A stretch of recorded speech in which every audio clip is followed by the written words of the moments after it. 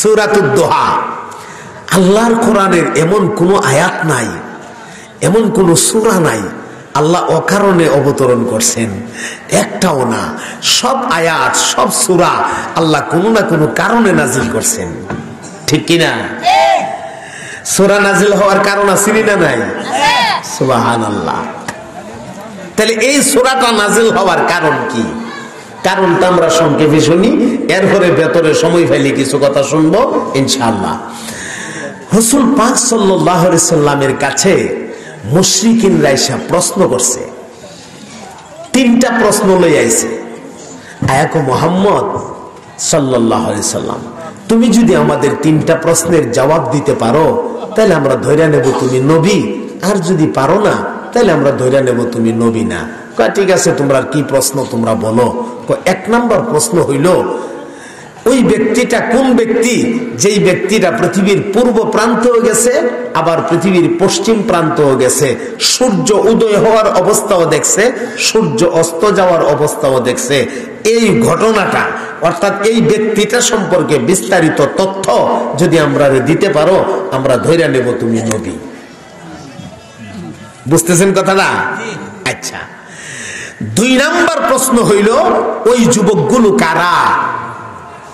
যেই যুবকগুলো গর্তের ভেতরে আশ্রয় নিয়েছিল, এরা কতজন ছিল, তাদের সংখ্যা কত, তাদের নাম দাম কি, তাদের পরিচয় কি, তারা কেন গর্তের ভেতরে আশ্রয় নিয়েছিল এবং তারা কতদিন এই গর্তের ভেতরে থাকছিল, আল্লাহ কত বছর পরে তারারে গর্তের ভেতর থেকে উঠাইছিল, তাদের ঘুম ভাঙায়া তারারে জাগাইছিল।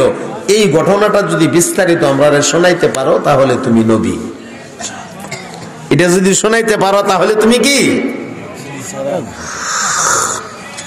ইনশাআল্লাহ চিনে আছে ইনশাআল্লাহ। না লাগতো না, চা লাগতো না, এমনি সমকমে গেছে, কথা মেলাতা রইছে। আমিও খুব লম্বা বয়ান করতাম না, ইনশাআল্লাহ অল্প সময়ের ভিতরে গুছাই মেলাম।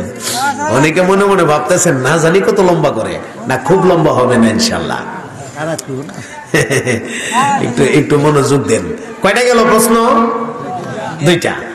তিন নাম্বার প্রশ্ন, রূহ কি জিনিস? রূহ, রূহ বুঝেন তো? রূহ ওই যে আমরা ভিতরে যে প্রাণটা আছে, প্রাণটা যৎকান আছে ওৎকান দাম আছে, প্রাণ নাই, এই বডিটার এক পয়সার দাম নাই। ফার্স্টে কেউ কিনা নিত না, নিব। আমি যদি ওখানে ট্যাক করে ফিরে মরে যাই গা, আমার নিবেন নি ফার্স্টটাতে কিনা কেউ, ফার্স্টে আর দামও নাই, শেষ। তাহলে এটা লই তো আমরা এত এত কিছু করি, হ্যাঁ, এত বাহাদুরি, এত রং তামাশা। তো প্রশ্ন এই তিনটা। এখন হুবাহু লাইনটা মন রাখবেন। এখন যে লাইনটা কমু এই লাইনটা হুবাহু মন রাখবেন, কারণ একটু পরে এই লাইনটা আবার কাজে লাগবে। তিনটা প্রশ্ন করার পরে আল্লাহর হাবিব বলছে, জিব্রাইল আসার আগ পর্যন্ত আমারে সময় দাও, জিব্রাইল আসলেই তোমরা তিন প্রশ্নের উত্তর দিয়ে দিবে। এই লাইনটা কিন্তু মনে রাখেন। মোহাম্মদ হরগজ, মোহাম্মদ হরগজ না গুফতা তা না গুফতা জিব্রাইল, জিব্রাইল হরগজ না গুফতা তা না গুফতা রব্বুল জলিল। মুহাম্মদ সাল্লাল্লাহু আলাইহি ওয়াসাল্লাম অতক্ষণ পর্যন্ত কোনো কথা বলতেন না যতক্ষণ পর্যন্ত জিব্রাইল আমিন না বলতেন, আর জিব্রাইল অতক্ষণ কোনো কথা বলতেন না যতক্ষণ স্বয়ং আল্লাহ জিব্রাইল না বলতেন। এই হিসাবে রাসূল বলছে, জিব্রাইল আসার আগ পর্যন্ত আমার সময় দাও, জিব্রাইল আসলেই আমি তোমরা উত্তরটা দিয়ে দিলাম। আচ্ছা যাক, এই কথা কইছে, এরাগুলো ঠিক আছে, টাইম দিলাম, সময় দিছে।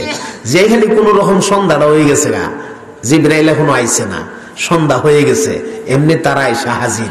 মুহাম্মদ জিব্রাইল কে আইছি, উত্তর কি পাইছ? না, জিব্রাইল তো আইছে না। আচ্ছা আজকে রাত্রটা সময় দেন। আচ্ছা ঠিক আছে, রাত্রটা সময় দিলাম। রাত্রটা গেছে, যে খালি কোন রকম সকালটা হইছে এমনি হাজির। কইয়া মুহাম্মদ ইয়া কে আইসিন, জিব্রাইল কে আইসিন, উত্তর কি পাইছ? ক না আইছে না তো, আমারে আরো সময় দেন। আচ্ছা ঠিক আছে, সময় দিলাম। আর এরা কি খুশি, এইবার মোহাম্মদ আটকাইছি আটকাইছি রে আটকাইছি, জানামের লাগি আটকাইছি। কি খুশি, নবীরে আটকাই লাইছে, এইবার আটকাই লাইছি, আর উত্তর দিতাম তো না, শেষ। যেই প্রশ্ন করছি আটকাইছি, খুব খুশি তারা।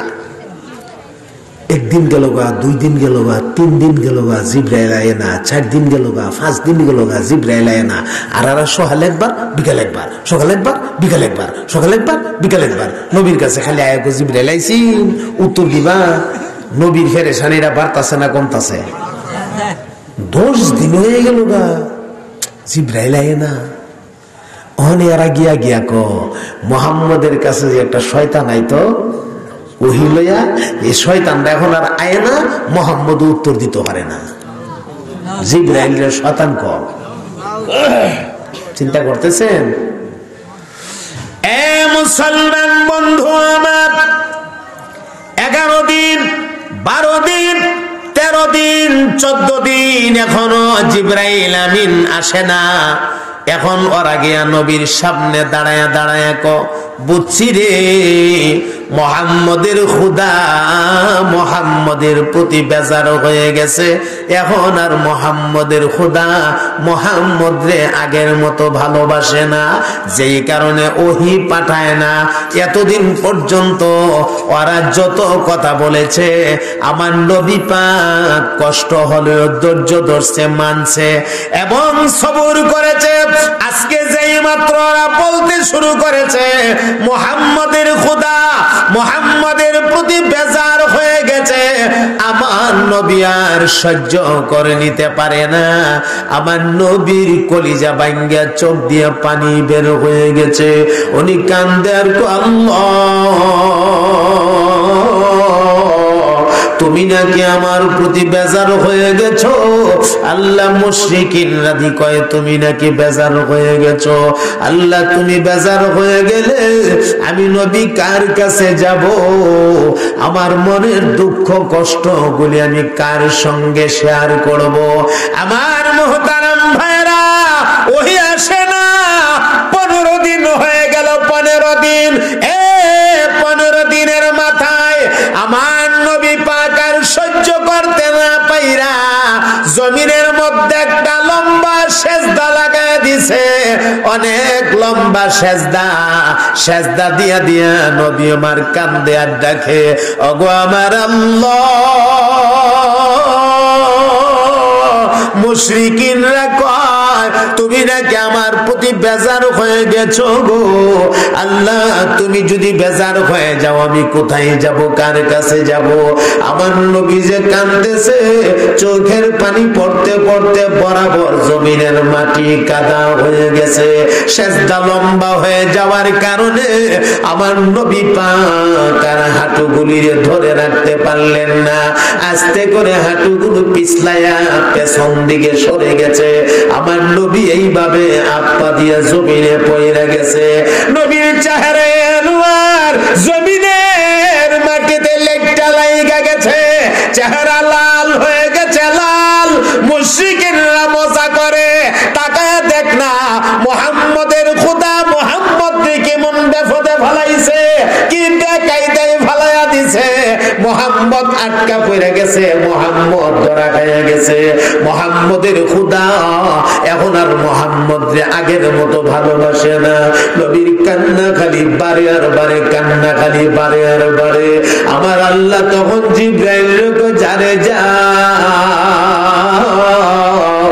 আমার হাবিবের চোখের পানি আমি আল্লাহ আর বরদাস্ত করতে পারছি না, জলদি যা সূরাতুদ দুহাটা নিয়ে যা, আমার হাবিবের কানে গিয়ে তেলাওয়াত কইরা দে। আমার নবী কান্নার ভেতর মশগুল, হঠাৎ করে শুনে নবী পাকের কানের ভেতরে জিবরাইলের সালাম বাইজা উঠছে। আল্লাহু আকবার বলে।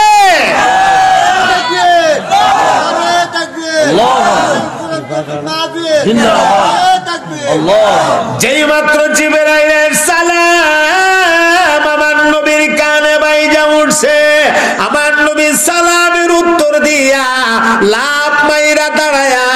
কেন জানটা আইছে, জানটা ফেরত আইছে। আমার নবীর কত কষ্ট, এই কষ্টের ভেতরে জিব্রাইলের আগমন, মনের মধ্যে একটা আনন্দ আসছে। নবী লাফ মাইরা দাঁড়ায়া জিব্রাইলের টান দিয়া নিয়া সিনার সাথে সিনা লাগায়া দিয়া জিব্রাইলের দিক তাকায়া নবী আমার ডাক মারছে, রে জিব্রাইল কেমনে রে?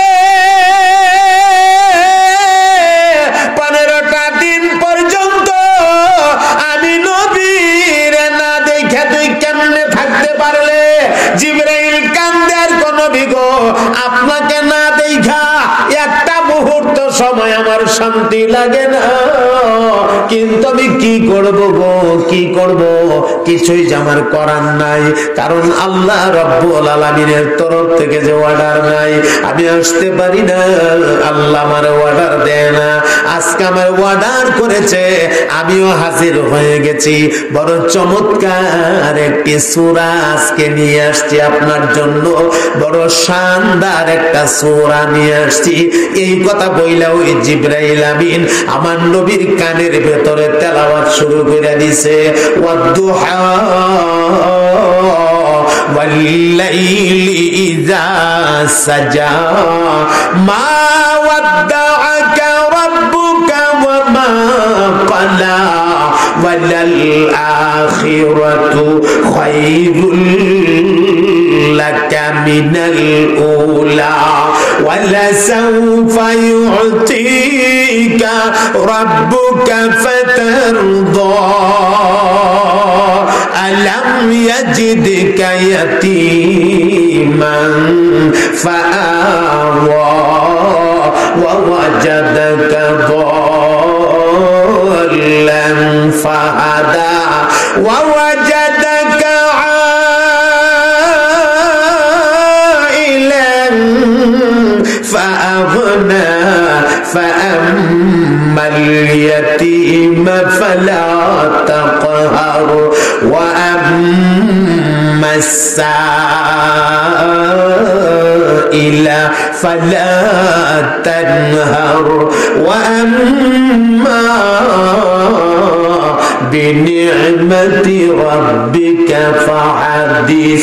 ইমানের আওয়াজে জবানটা ছাইরা দিয়া আল্লাহর পবিত্রতা বয়ান করে দিন, একসাথে বলে দিন সুবহানাল্লাহ। আমার মুহতারাম ভাইরা, আল্লাহ নবীর ডাক দিয়া কয় ওয়াদুহা, নবী গো দুহার কসম। ও ভাই, দুহা বলা হয় পূর্ব আকাশে যখন সূর্যটা উজ্জ্বল আলো দিয়া পূর্ব আকাশে উঠতে থাকে, যেই টাইমটারে চাষতের টাইম বলা হয়।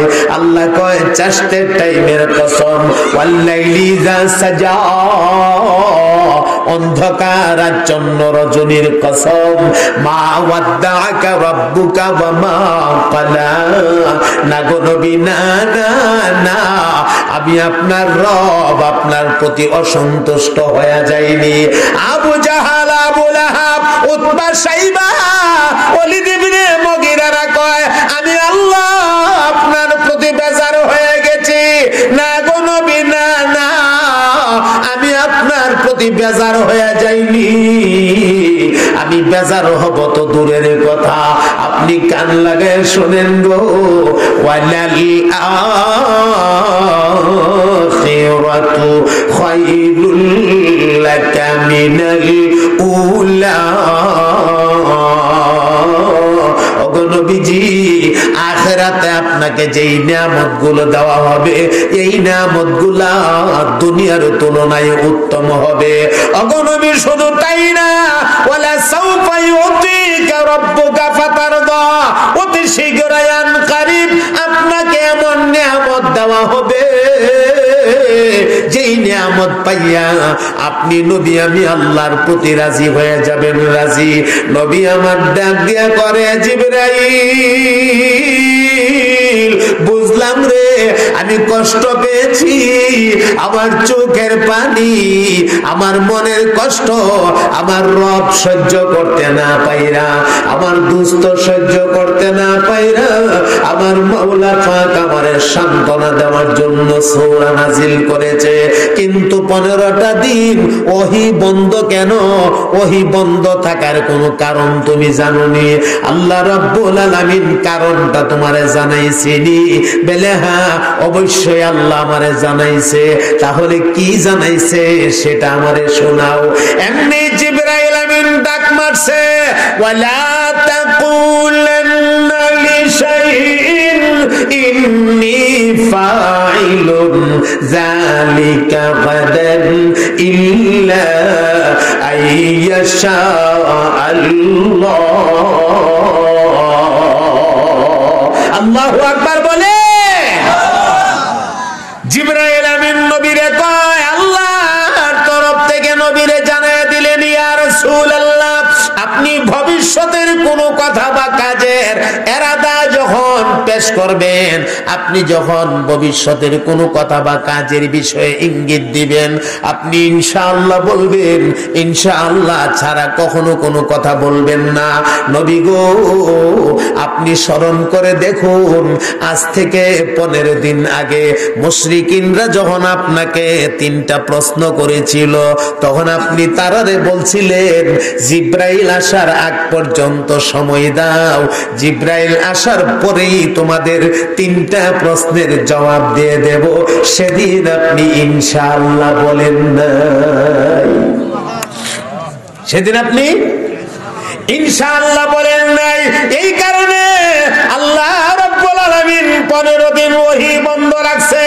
তবে ওহী বন্ধ রাখা আল্লাহ আপনি নবীরে পানিশমেন্ট দিছে, ঘটনাটা এমন না আপনাকে পানিশমেন্ট দেওয়া হয় নাই, আপনাকে পানিশমেন্ট দেওয়ার জন্য ওহী বন্ধ রাখা হয় নাই।